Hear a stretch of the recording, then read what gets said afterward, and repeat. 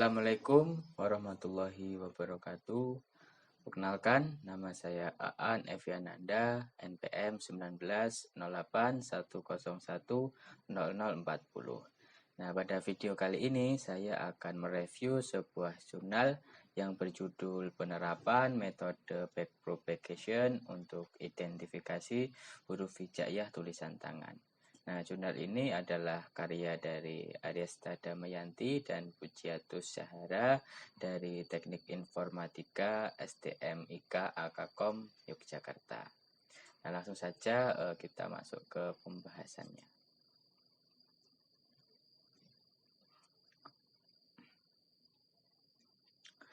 Nah, pada review jurnal kali ini nanti dibagi menjadi 4 bagian ya. Dan yang terakhir nanti ada penutup. Untuk bagian yang pertama itu ada rumusan masalah, tujuan, dan metode penelitian. Untuk yang kedua ada contoh data yang digunakan dalam penelitian. Yang ketiga ada pre-processing data, ekstraksi fitur, dan nanti akan menghasilkan output. Dan yang keempat itu ada jenis pendekatan pola yang digunakan. Oke, kita masuk ke bagian yang pertama, ada rumusan masalah. Jadi beberapa penelitian mengenai pengenalan pola huruf tertentu itu telah dilakukan sebelumnya. Dalam jurnal lain dikembangkan aplikasi untuk membaca huruf hijaiyah dan angka Arab dengan neural network ataupun NN. Pada penelitian tersebut hasil pelatihan itu belum dapat mengenali huruf hijaiyah dengan baik. Sedangkan dengan metode backpropagation digunakan untuk mengenali pola karakter huruf Jawa menunjukkan rata-rata keakuratan sebesar 75%.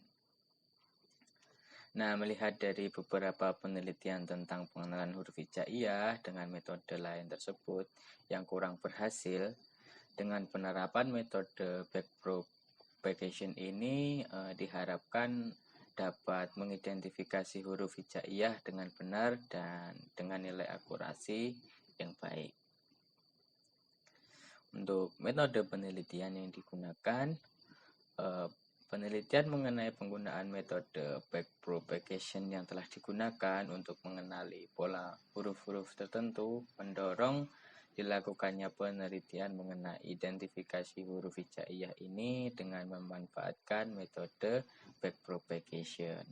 Metode backpropagation melatih jaringan untuk mendapatkan keseimbangan antara kemampuan jaringan mengenali pola yang digunakan selama pelatihan serta kemampuan jaringan untuk memberikan respon yang benar terhadap pola masukan yang serupa. Nah, apa sih penjelasan dari backpropagation itu sendiri? Backpropagation merupakan metode pembelajaran yang terawasi dan biasanya digunakan oleh model jaringan syaraf tiruan atau perception dengan banyak lapisan atau multi-layer perception untuk mengubah bobot-bobot yang terhubung dengan neuron-neuron yang ada pada lapisan tersembunyinya. Nah, untuk data yang digunakan adalah jumlah data sampel atau citra digital sebanyak 10 citra untuk tiap macam huruf hijaiyah. Untuk huruf hijaiyah itu ada 30 huruf ya, jadi total data itu ada 300 data. Nah, untuk data tersebut dibagi menjadi 2 bagian. Yang pertama ada data latih sejumlah 150 citra atau 50%, lalu ada juga data uji sebanyak 150 citra atau 50% juga. Nah, nilai akurasi tertinggi didapatkan pada minimal error 0,001 yaitu sebesar 51,33%. Artinya sistem berhasil mengidentifikasi 77 huruf hijaiyah dengan benar. Nah, kita selanjutnya masuk ke bagian yang ketiga, ada pre-processing citra. Nah, pada pre-processing itu sendiri dibagi menjadi 4 tahap ya. Yang pertama ada binarisasi atau perubahan menjadi citra hitam putih, lalu ada pelebaran objek, lalu ada cropping dan resizing. Nah, kita masuk ke pengertian masing-masing bagiannya. Untuk binarisasi adalah proses mengubah citra berwarna atau citra keabuan menjadi citra biner ataupun citra hitam putih. Untuk pelebaran objek adalah menebalkan tulisan huruf supaya huruf yang ditulis tangan itu tadi yang terlalu tipis tidak hilang ketika nanti dilakukan proses resizing. Lalu ada cropping. Cropping ini proses memotong area citra sehingga hanya tersisa area citra yang berisi objeknya saja. Jadi membuang background yang tidak digunakan. Lalu ada resizing. Resizing ini adalah mengecilkan ukuran citra. Jadi bitnya itu ataupun pixelnya itu dikecilkan. Oke, selanjutnya kita masuk ke ekstraksi fitur. Nah, fitur citra yang akan digunakan untuk mengidentifikasi huruf hijaiyah adalah nilai biner 1 dan 0 dalam bentuk matriks yang diambil dari warna hitam dan warna putih pada piksel citra yang sudah diubah menjadi citra biner. Nah, untuk contoh ekstraksi fitur itu seperti di gambar kanan ini, kanan atas. Proses ekstraksi fitur di sini berarti proses merepresentasikan citra biner ke dalam matriks piksel dengan ukuran X kali Y dan mengambil nilai 1 dan 0 dari warna hitam dan putih. Selain nilai biner yang didapatkan dari representasi warna piksel citra, fitur yang lain yang diekstraksi adalah jumlah objek dari huruf yang terdapat di dalam citra. Jadi penulisan huruf hijaiyah itu terdiri dari garis lengkung dan titik. Dua hal ini yang dimaksud dengan objek. Nah, kita masuk ke bagian yang keempat, ada jenis pendekatan pola.